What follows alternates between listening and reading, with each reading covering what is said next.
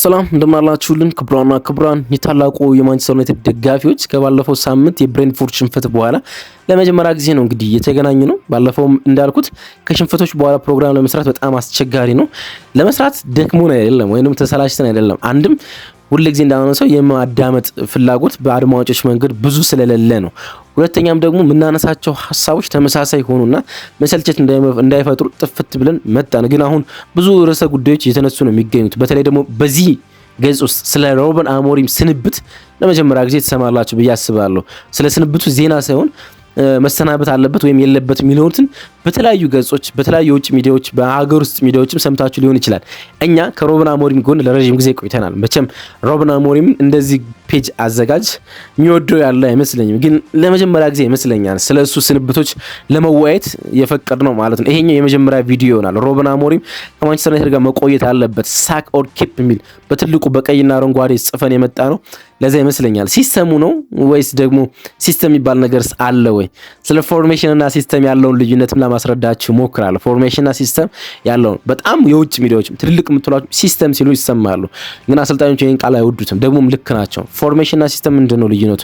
እሱንም አብራራላችኋለሁ። ተጫዋቾች ናቸው ወይስ ደግሞ አሰልጣኙን መተቸት አለብን? እሱንም የኔን ኦፒኒየን ትሰማላችሁ። ብቻ ሩበን አሞሪም ጋር ለመጀመሪያ ጊዜ አፋችንን አሹልን መነጋገር እንጀምራለን ማለት ነው። ላትወዱ ትችላላችሁ ይሄን ቪዲዮ፣ ግን ደግሞ ሀሳቦችን ብታዳምጧቸው ብዙ ነገር ታገኙባቸዋላችሁ ብዬ አስባለሁ። በድጋሚ ይሄን ገጽ ልታዳምጡ ስለወደዳችሁ ከልብ እናመሰግናለን። የምትገኙት በማን ዩናይትድ ኢንፎ ገጽ ላይ ነው።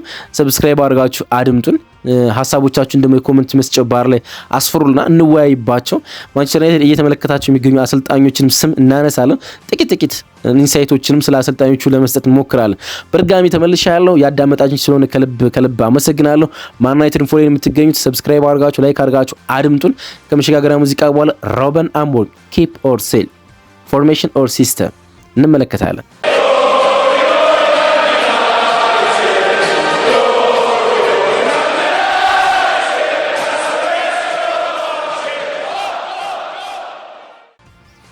ከሰሞኑ ደግሞም ከብሬንትፎርዱ ሽንፈት በኋላ የአውሮፓ ሚዲያዎች ሁሉ ትልቁ አንኳር የውይይት ነጥብ ሩበን አሞሪም በማንቸስተር ዩናይትድ መቀጠል አለበት ወይምስ ደግሞ እስካሁን ያለበት ነገር እንኳን ወይም ደግሞ እስካሁን የመቆየት መንገድ እንኳን የሚገርም ነው። ምክንያቱም መሰናበት ነበረበት።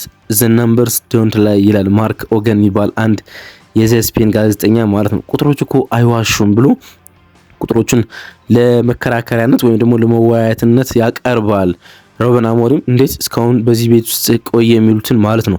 እስኪ እነዚህ የመወያያ ጉዳዮችን እናንሳ። ለምንም እንዳልተሳካለት ሩበን አሞሪም ማለት ነው። እንግዲህ ሩበን አሞሪም በግል ኢንዲቪጁዋሊ እንደዚህ ቻናል አዘጋጅም ከመጣ ጀምሮ አብስቼ የወደድኩት ሰው ነው። ከሩበን አሞሪም ጋር ኢንቲሜሲ ወይም ግንኙነት የፈጠርኩት የመጀመሪያው ቀን ከመጣ ቀን ጀምሮ በሰጣቸው ፕሬስ ኮንፈረንሶች እስከ ብዙ ቀናቶች በሰጣቸው ፕሬስ ኮንፈረንስ ነው። ስለሱ ብዙ መጥፎ ነገሮች እንዳንናገር ያደረገን ማለት ነው። የባለፈው የውድድር ዓመት የማንቸስተር ዩናይትድ መልካም አለመሆን ማይጠበቅ ነበረ፣ ምክንያቱም የተጋነነ ስለነበረ ማለት ነው። በሩበን አሞሪም ስር ወዲያውኑ ውጤታማ ይሆናል ብለን ላንጠብቅ እንችል ይሆናል፣ ግን በዛ ልክ መጥፎ ይሆናል ብለን አልጠበቅም። እናም በዚህ ውድድር ዓመት አንዳንዴ ምን ይሆናል መሰላችሁ? በተለይ በታክቲክ ከፍተኛ ሽፍት ሲኖር በአንድ ክለብ ውስጥ የሆነ ቡድን ሙሉ በሙሉ የሲስተም ብልሽት ያጋጥመውና መጥፎ ይሆናል፣ ግን ሲጠገን ተጠገነ ነው እና በዚህ ውድድር ዓመት ሁላችንም በትልቅ ተስፋ የውድድር ዓመቱን ጠብቀን ነበር፣ በበዛ ትልቅ ተስፋ። እናም እያንዳንዱን ጨዋታ ማንቸስተር ዩናይትድ ፋይት ሲያደርግ አሸንፍም ተሸንፍም ለጨዋታዎቹ መልካም የሆነ አጫወት፣ መልካም የሆነ ውጤት፣ ፋይቲንጎች እናም ደግሞ ብቻ ተስፋ የሚሰጥ ነጥቦችን ይዞ ሲወጣ ለመመልከት ብዙዎቻችን ቋምጠን ነበር። ግን መልኩ በአብዛኛው የባለፈው ውድድር ዓመት ይመስላል። ሁለት ጨዋታዎችን ማንቸስተር ዩናይትድ ያሸነፈ በርንሌና ቼልሲን። ሁለቱም ጨዋታዎች ባለፈው ውድድር ዓመት የሚያሸንፋቸው አይነት መልኮች ያላቸው ናቸው። ደግሞም በአርሰናል ሲሸነፍ ተመልክተነዋል። በብሬንትፎርድ ሲሸነፍ ተመልክተነዋል። በማንቸስተር ሲቲ ሲሸነፍ ተመልክተናል። ያ መጥፎ የግሪስፒ የአራተኛ ዲቪዥን ቡድን ሲያሸንፈው ተመልክተናል። የግሪስፒን ተተን ሌሎቹ ደግሞ ባለፈው ውድድር ዓመት የሚሸነፈባቸው አይነት ቡድኖች ናቸው። በተለይ ከፉላም ጋር የወጣበት በሲቲ እና በአርሰናል የተሸነፈበት መንገድ ማለት ነው። በርንሌይ ከወራጅ የመጣ ቡድን ነው። ባለፈው ውድድር ዓመት ማንቸስተር ካሸነፋቸው 50% ጨዋታዎች ወደ ታችኛው ዲቪዥን የወረዱ ቡድኖች እናም ደግሞ ከትልልቅ ቡድኖች ጋር እንደ ቼልሲ፣ ሲቲ፣ ሊቨርፑል ያሉ ቡድኖች ጋር ባለፈው ውድድር ዓመት ፋይት ሲያደርግ ተመልክተነው ነበር። ከዛ በኋላ ዲፌንሲቭ ኦርጋናይዜሽናቸው በጣም ጥሩ ከሆነ ቡድን ጋር ደግሞ ሲሸነፍ ተመልክተው ነበር። እስኪ ጥቂት ለምንድን ነው ያልተሳኩ የሚሉትን ጉዳዮች ለመመልከት እንሞክር።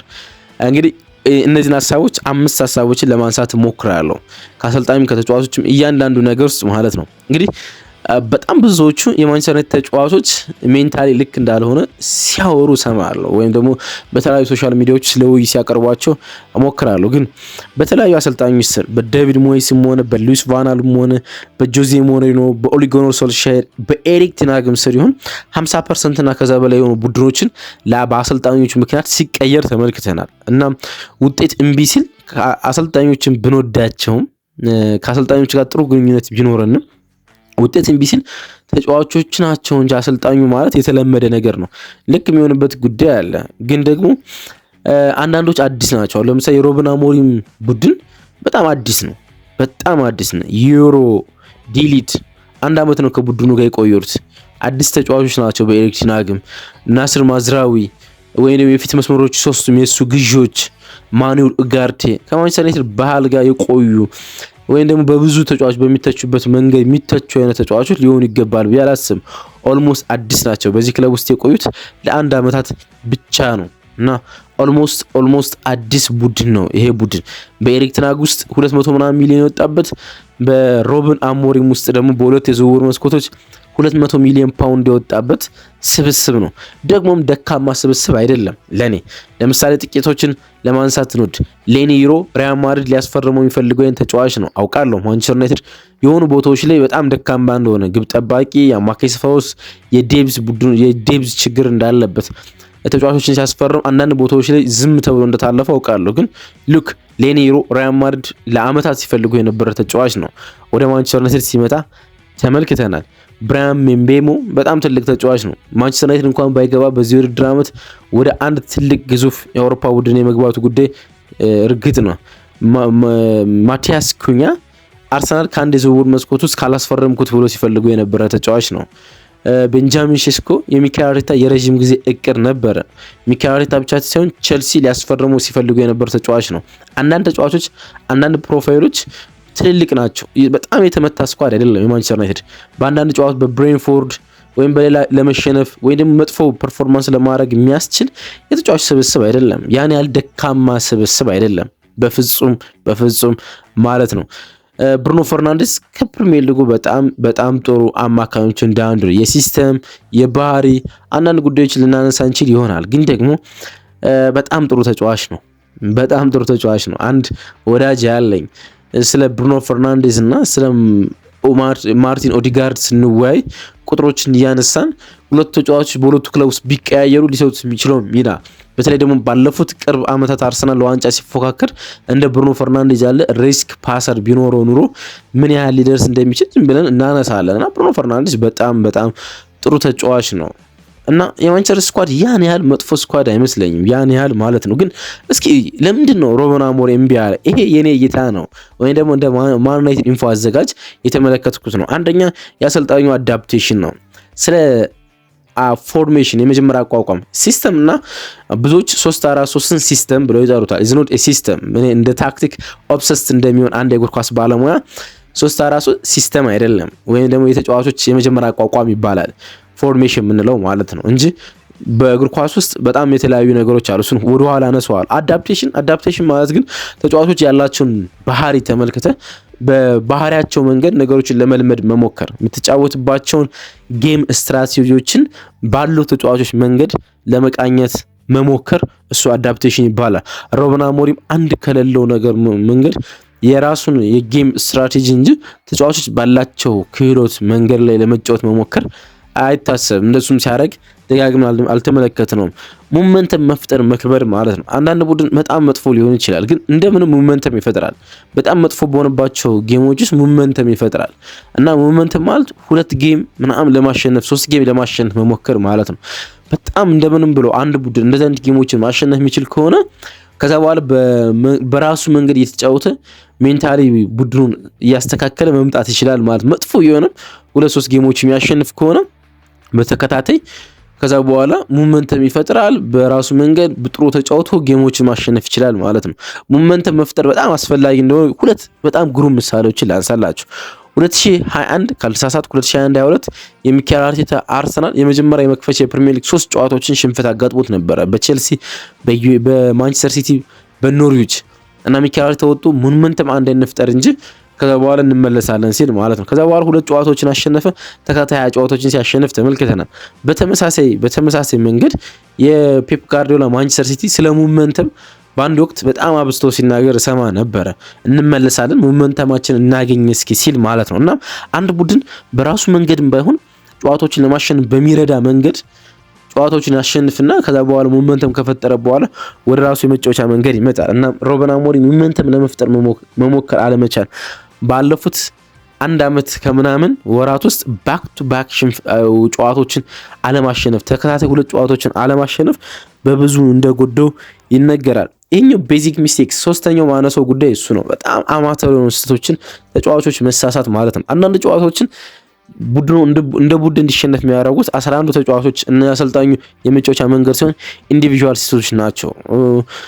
ግብ ጠባቂዎቹ አንድሪያ ኦናና ወይም ደግሞ አልታይ ባይንደር ሊሆን ይችላል ወይም ደግሞ ዲፌንሶቹ የሚሰሯቸው ትልልቅ ስህተቶች ወይም ደግሞ የፊት መስመር ተጫዋቾች ሊያስቆጥሯቸው የሚገቡ ስህተቶችን ወይም ደግሞ የሆኑ ተጫዋች አማተር የሆነ እንደ ማኑኤል ኡጋርቴ አይነት የፖዚሽን ስህተት ሲፈጽሙ ደጋግመን እንመለከታለንና አንዳንድ እንደ ቲም ሳይሆን እንደ ኢንዲቪጁዋል ለሽንፈቶች ተጠያቂ የሚሆኑ ተጫዋቾች አሉና እነዛ ሽንፈቶች ደግሞ የሆነን ጨዋታ ማንቸስተር ዩናይትድ እንዳያሸንፍ ሲያደርግ እንመለከታለንና በጣም ቤዚክ የሆኑ ስህተቶችን መፈጸም ሊነሳ የሚገባው ጉዳይ ይመስለኛል። ሌላ ውጤቱ ራሱ የሚናገረው ነገር አለ። እንግዲህ ማንቸስተር ዩናይትድ መጥፎ ውጤት ነው ያለው። ስለዚህ አሰልጣኙ ለማሰናበት ከበቂ በላይ የሆነ ውጤት አለ ብዬ አስባለሁ። ልክ ነው አሰልጣኙ መሰናበቱ እያልኩ አይደለም፣ ግን አንድ በጣም ጥሩ አሁን ስሙ የረሱት የዛ አትሌቲክ አንድ ጸሐፊ ያለና ምን ይላል? ለምንድነው ሩበን አሞሪም ያልተሰናበተ? በዚህ ዊኒንግ ፐርሰንቴጅ ሬት ያላቸው በጣም ብዙ አሰልጣኞች ስለመሰናበታቸው እርግጠኛ ነን። እሱ ለምንድን ያልተሰናበተ ሲል ማንቸስተር ዩናይትዶች ለአመታት የፈጸሙትን ስራ ስህተት ደግሞ ላለመፈጸም ይመስለኛል ይላል። ዴቪድ ሞይስን አሰናብተዋል። ዴቪድ ሞይስን በ8 ወራት ውስጥ አሰናብተው ሉዊስ ቫን ሃልን አምጥተዋል። ጆዜን እንደዚሁ አምጥተዋል። ኦሊ ጉናር ሶልሼርን አምጥተዋል። ኤሪክ ቴን ሃግን አምጥተዋል። አንዳንድ አሰልጣኞች ሊሰጣቸው የሚገባት ጊዜ ነበረ፣ እነዛ እንዳልሰጧቸው ይታወቃሉና ውጤቱ በጣም መጥፎ እንኳን ሆኖ በዚህ ምክንያት ያላሰናበቱት ይመስለኛል ይላል። የብሬንፎርድን ሽንፈት ጨምረን ማንቸስተር ዩናይትድ 49 ጨዋታዎችን በሁሉም ውድድሮች ማከናወን ችሏል። 49 ጨዋታዎችን በሁሉም ውድድሮች ማለት ነው። 19 ጨዋታዎችን አሸንፏል። 12 ጨዋታዎችን አቻ ወጥቷል። 21 ሽንፈት በሁሉም ውድድሮች ያጋጥሞታል። ስለዚህ ውጤቱ ራሱ አፍ አውጥቶ የሚናገረው ነገር አለ። 95 ጎሎችን አስቆጥሯል። 95 ጎሎች ተቆጥሮበታል። ምንም አይነት ጎል የለውም፣ ንጹህ ማለት ነው። ግን እነዚህ ያውም የዩሮፓ ሊግ ድሎች አብረን አካተን በፕሪሚየር ሊጉ ብቻ ግን ከመጠን 33 ጨዋታዎችን ነው ከብሬንፎርድ ጋር ያከናወነውን ጨዋታ ጨምረን የምናገኘው ማለት ነው። በ17 ሽንፈት አጋጥሞታል። 34 ነጥብ ማግኘት ብቻ ነው የቻለው። 34 ነጥብ ብቻ በ33 ጨዋታ ማለት ነው። ያ ማለት ፐር ጌም 1.03 ፖይንት ነው የሚያገኘው። 1.03 ፖይንት ነው የሚያገኘው። ፖይንት አልኩ 1.03 ፖይንት ብቻ ያገኛል ማለት ነው። ስለዚህ ዊን ሬቱ 27.3 ነው።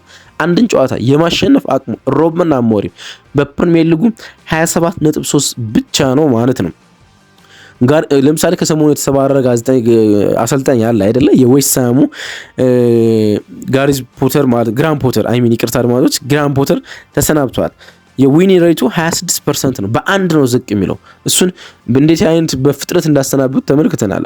በአጠቃላይ ቶታል 1 ዓመት አልቆየም። ባለፈው ውድድር ዓመትም ወደ መጨረሻ ነው የመጣው። አሁን የሊጉ የመስከረም ወር ላይ ሆኖ ሲሰናበት እየተመለከተ ነው። ማንቸስተር ዩናይትድ በፕሪሚየር ሊጉ በ33 ጨዋታ ውስጥ 39 ጎል ነው ያስቆጠረ፣ 53 ጎል ደግሞ ተቆጥሮበታል። ምን ያህል ኔጌቲቭ እንዳለው ቁጥሩ የሚያሳይ ይመስለኛል። በጣም ብዙ ኔጌቲቭ ማለት ወደ 14 ኔጌቲቮች አሉት ማለት ነው። እነዚህን ስንመለከት ነው ነገሮች በጣም አስከፊ እንደሆኑ ማለት ነው። በክለቡ የ147 ዓመት ታሪክ ውስጥ በአራተኛ ዲቪዚዮን ለመጀመሪያ ጊዜ ነው ዘንድሮ የተሸነፈው። እነዚህ ሁሉ ነገሮች ስንጨምር የሩበን አሞሪም አጫወት ወይንም ሮበን አሞሪም ጋር ነገሮች ይሳካሉ ብሎ መገመት በጣም ከባድ ነው። አምስተኛው ግን በጣም አስፈላጊ ነገር ይመስለኛል ተገማች ፓሲንግ ሩቲን መኖር ነው። ይሄ በጣም ሊነሳ የሚገባ ነው። ሰዎች ከላይ ወደ ኋላ ማነሳዋሉ 3-4-3 ለምንድነው 4-3 ማይጫወት ምናምን እያሉ ሲተቹ እመለከታለሁ። 3-4-3 ብቻውን ችግር የለበትም፣ ግን እዛ የተጫዋቾች አቋቋም ውስጥ የሚሰሩ በጣም ብዙ ስህተቶች ግን አሉ። በጣም ብዙ ስህተቶች ማለት ነው። እና እኔ ሲስተሙ ነው ብዬ አላስብም። ደግሞ ልንገራችሁ 3-4-3 ብዙ አሰልጣኞች ሲጫወቱ ተመልክታችኋል። ግን ለምሳሌ በአንድ ወቅት ፔፕ ጋርዲዮላ ስለ ፎርሜሽን ጠየቁት። የምትጫወትበት ፎርሜሽን ልክ ነው ወይ ብሎ ማለት ነው። በእግር ኳስ ውስጥ አንድ ወይም ደግሞ እናንተ ቲቪ ስክሪናቸውን የምትጽፉት ፎርሜሽን የምንጫወትበት መንገድ አይደለም ማለት። ቡድኑ ሲያጠቃ በማጥቃት ሽግግር ውስጥ ሶስተኛ ሜዳ ክፍል እንዲሁም በመከላከል ሽግግር ውስጥ በሁለተኛ ሜዳ ክፍል ስንከላከልና በሎ ብሎክ ስንከላከል ያለን አቋቋም ይለያያል አለ። እናም በጨዋታ ውስጥ ወደ 50 የሆኑ ፎርሜሽኖችን ልንተገብር እንችላለን ሲል ተናገረ። ይህን ራሱ ቃል በቃል ሚኬል አርቴታ ኮፒ አርጎት ይሁን አይሁን ባናቅም ባለፈው ዓመት ስለ ፎርሜሽን ሲጠየቅ 46 ፎርሜሽን አለን ጨዋታ ውስጥ የነበረኝ፣ እንዴት ነው ስለ አንድ ፎርሜሽን የምትጠይቁኝ ብሎ ከሻምፒዮንስ ሊግ የኢንተር ሚላን ሽንፈት በኋላ ሲናገር አድምጠነዋል።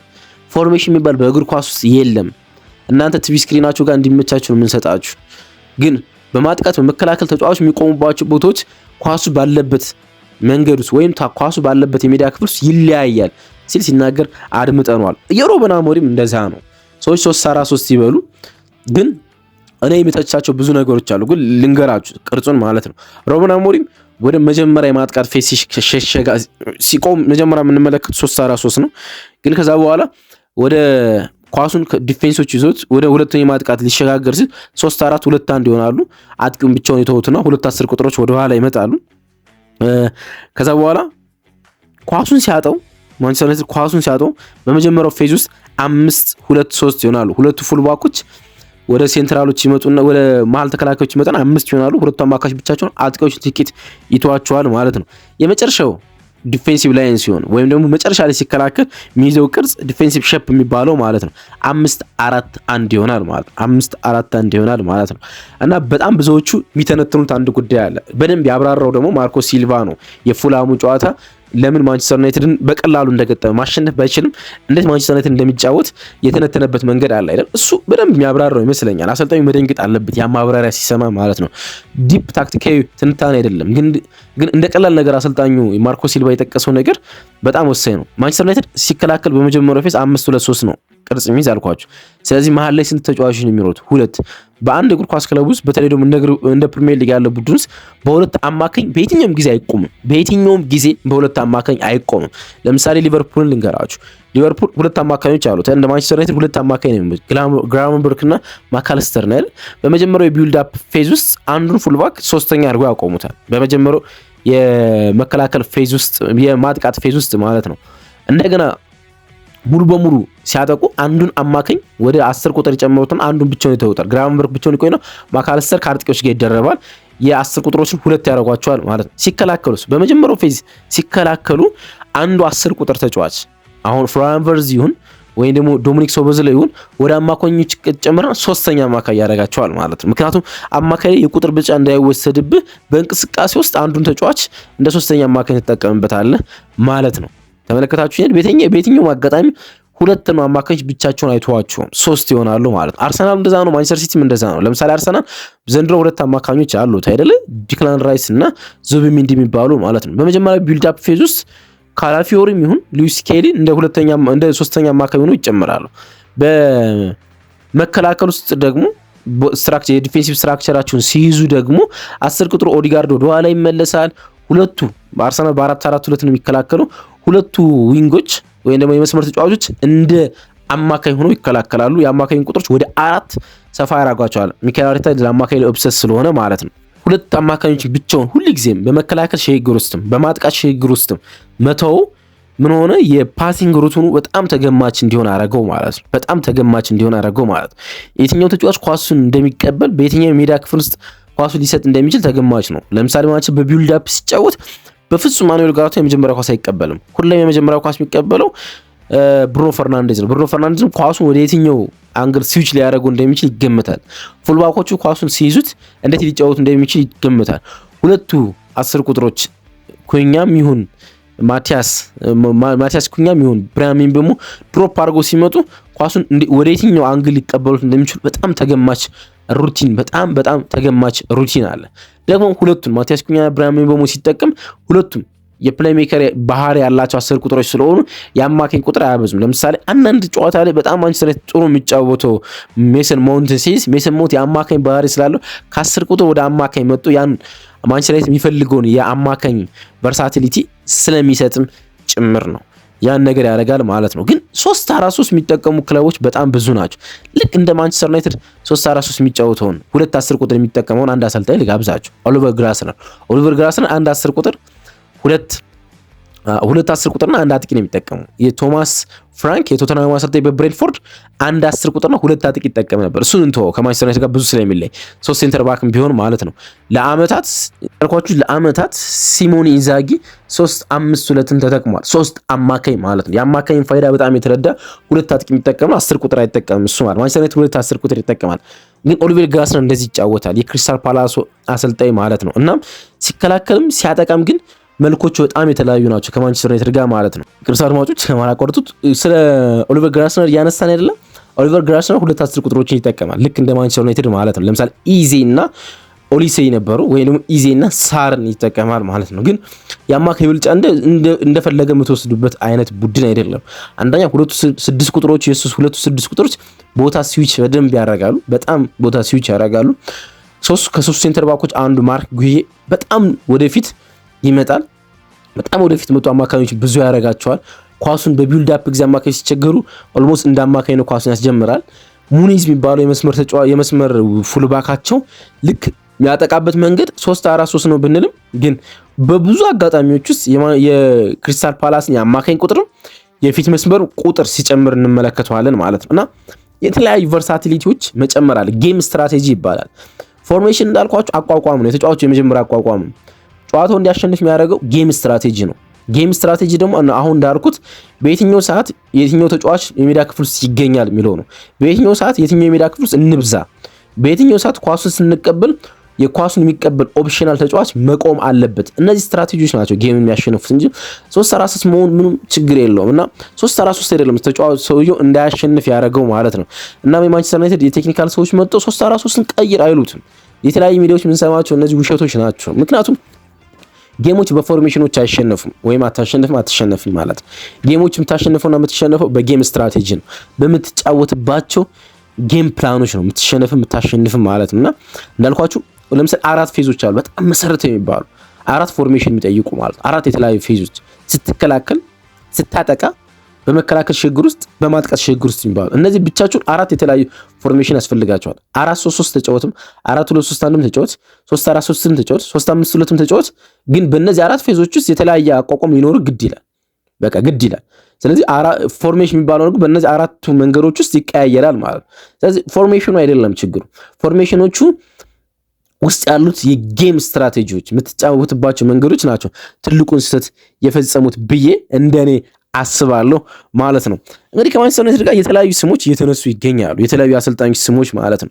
አንዳንዶች የመሆን እድል ካላቸውና ከሌላቸው እያነሳን እንጥቀስ። ጋሬት ሳውዝጌት፣ ማይክል ካሪክ፣ አንቶኒዮ ራዮላ ወይም ደግሞ ዣቪ፣ ኦሊቨር ግላስነር፣ ፋቢያን ሃዝለር ከማንቸስተር ዩናይትድ ጋር ስሙ እየተያዙ የሚገኙት አሰልጣኞች ናቸው። የማንቸስተር ዩናይትድ የበላይ ሰዎች ሰር ጂሚ ራትክሊፍ የክለቡ ማይኖሪቲ ወይም ደግሞ የተወሰነ ሀብት ያለው ወይም ደግሞ የክለቡ ባለቤት ጆርጅ ግሌዘር የቦርዱ ኃላፊ ማለት ነው። ወይም ደግሞ የክለቡ ሲኦ ኦማር ቤሬዳ ወይም ደግሞ ቴክኒካል ዳይሬክተሩ እና ስፖርቲንግ ዳይሬክተሩ ጄሰን ዊልኮክስ ሰሞኑ ዘግተው እየተወያዩ ይገኛሉ ይባላል እና አሰልጣኝ እየመረጡ ነው። ማይክል ካሪክ ይህን ክለብ በጊዜውነት እንዲያሰለጥን ጥያቄ ከቀረቡ ሰዎች ውስጥ አንዱ ነው። የእንግሊዝን እግር ኳስ የሚያውቅ አሰልጣኝ ለመቅጠር በማንቸስተር ዩናይትድ ውስጥ ፍላጎት አለ ይባላል። የእንግሊዝን እግር ኳስ የሚያውቅ ሰው ማለት ነው። ማንቸስተር ኢቭኒንግ ግን ብዙ ማምነው ሚዲያ አይደለም። ግን ማንቸስተር ኢቭኒንግ ላይ የሚጽፍ አዲስ አንድ ጸሐፊ ያለ አሁን ስሙ ዘነገውት እንጂ ምን ይላል? የሰንደርላንዱ የሚቀጥለው የሳምንቱ በመጨረሻ ጨዋታ ለሩበን አሞሪም በጣም ወሳኝ እንደሆነ ያነሳል። በጣም ወሳኝ እንደሆነ ማለት ነው ያን ጨዋታ ማንሳት ማለት ነው። ምክንያቱም ከኢንተርናሽናል ብሬክ በኋላ ከሊቨርፑል ጋር በቀጥታ ስለሚጫወት ከዛ ጨዋታ በፊት ሌላ አሰልጣኝ ስለመቅጠር ያስባሉ ብሎ ያነሳል። እንግዲህ እንደ ሀሜትም ልትይዙ ትችላላችሁ። ግን ማይክል ካሪክ ለጊዜያዊነት የተፈለጉ አሰልጣኝ ነው። ለረጅም ዓመታት በሚድልስብሮ አሰልጣኝነት እናውቀዋለን። ካሪክን ማንቸስተር ዩናይትድን በሆነ አጋጣሚ ይዞት እናውቃለን። ጋሬት ሳውዝጌት ግን ዋነኛው የማንቸስተር ዩናይትድ ተፈላጊ ሰው ነው።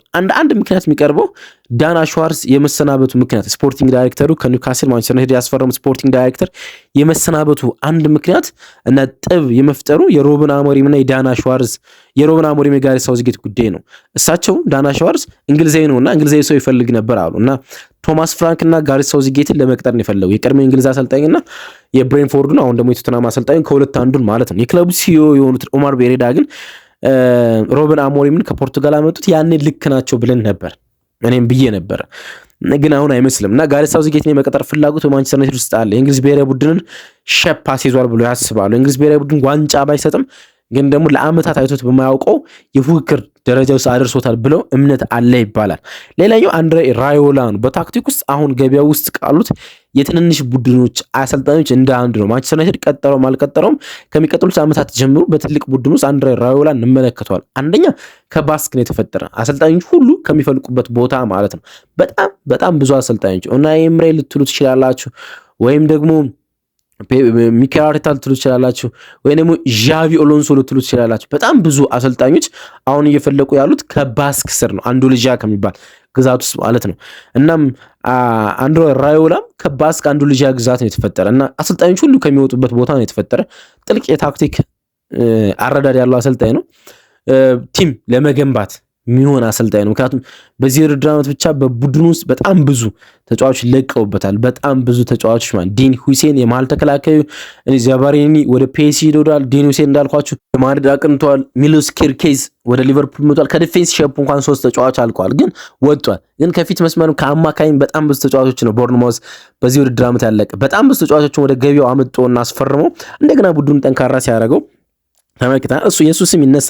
ዣቪ ሌላኛው ስም ነው ገበያው ውስጥ ያለ ነፃ የካሳ ክፍያ የማይጠይቀው አሰልጣኝ አንደኛው ዣቪ ነው። የዣቪ ስም ይነሳል። የቀድሞ የባርሴሎና እንዲሁም ደግሞ በዱባይ ሊግ ውስጥ ብዙ ቡድኖችን ያሰልጠው ነው። የኦሊቨር ግራስነር ቡድንም ይነሳል። የክሪስታል ፓላሱ አሰልጣኝ በአጫወት መንገድ ከማንቸስተር ዩናይትድ ጋር ኮፒ ፔስት ነው፣ በመጀመሪያ አቋቋም በምንለው 3-4-3 ማለት ነው። ስለዚህ የፎርሜሽን ለውጥ ማያረግ አሰልጣኝ ለመቅጠር ሲያሻ ወይም ታክቲካል አረዳዱ ተመሳሳይ የሆነ አሰልጣኝ ለማምጣት ኦሊቨር ግራስነር የተሻለው ነው ብሎ ያስባሉ። በመጫወቻ መንገድ ተመሳሳይ ስለሆኑ ማለት ነው። ፋቢያን ሃዝለር የሚሉትም አሉ። የብራይተኑን የፕሪሚየር ሊግ የምንጊዜም ወጣቱን አሰልጣኝ ማለት ነው። በታክቲክ አእምሯቸው ውስጥ የላቁ ናቸው ይባላል። ከሴንት ፖል ነው ወደ ብራይተን የመጣ እና በጣም ወጣት ነው። ቀድሞ እግር ኳስን በጉዳት ምክንያት መጫወት ስላቆሙ ወደ አሰልጣኝነት በጣም ኤርሊ ነው የገባ፣ ቶሎ ነው የገባ። እናም የሱ ስም ይነሳል። በታክቲክ በጣም ምጡቅ ከሚባሉ ሰዎች ውስጥ እንደ አንዱ ነው። ብራይተን እንደለቀቀ ትልቅ ቡድን የመያዝ ጉዳይ የሚቀር አይመስለኝም። ዲዘርቭ የሚሉ አሉ። እነዚህ ስሞች የተነሱ ናቸው። እንግዲህ በሚቀጥሉት ቀናት ውስጥ ምን ይፈጠራል? ወደ ሮበን አሞሪም ይሄን ቡድን ሲያስተካክል እንመለከታለን ወይስ ደግሞ ሌሎች አሰልጣኞች ስሞች ከፍ ብሎ ይነሳሉ ወይም የጠሩ አሰልጣኞች ስም ቀንሶ ከአንድ አሰልጣኝ 2 አሰልጣኝ ላይ ማንቸስተር ዩናይትድ ፎከስ ያደርጋሉ የሚለው የሚጠበቅ ነው። ግን የኔን ኦፕኒን የሰማችሁ ይመስለኛል። ስለ ሲስተም፣ ስለ አሰልጣኝ፣ ስለ አጫወት ጥቂት የተረዳችሁ ይመስለኛል ከኔ ኦፕኒን አንጻር ማለት ነው። አብራችሁ ስለነበራችሁ ከልብ አመሰግናለሁ። በድጋሚ ገጽ ማዳመጥም ስለጀመራችሁ ማለት ነው። ወዳችኋለሁ። መልካም ቀን